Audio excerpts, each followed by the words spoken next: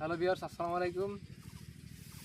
আমি আজ আছি আমাদের জমিতে। এই জমিতে নতুন একটা ধান রোপণ করছিলাম আমরা। ধানটার নাম হচ্ছে সাথী ধান। তা আলহামদুলিল্লাহ সাথী ধান খুব ভালো হয়েছে। ধান প্রায় 50 থেকে 55 দিন হয়েছে রোপণ করা হয়েছে। ধান বর্তমান ভেজিটেটিভ অর্থাৎ কুশি পর্যায়ে আছে।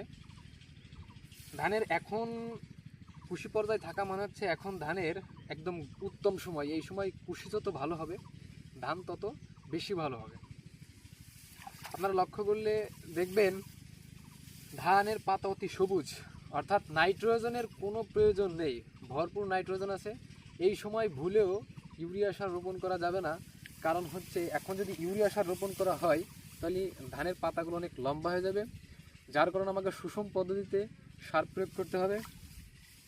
আমাদের জমিতে হালকা আর্দ্রতা আছে, কারণ এই সাথী ধানে এই সময় 2 থেকে 3 সেন্টিমিটার পানি খুব প্রয়োজন।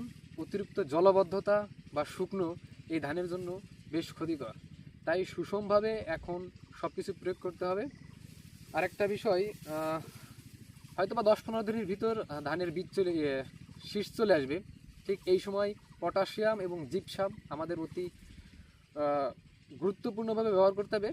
কারণ হচ্ছে পটাশিয়াম এবং জিপসাম যদি ব্যবহার করা হয় তাহলে ধান শক্ত, বীজ দানাদার পূর্ণ হয়।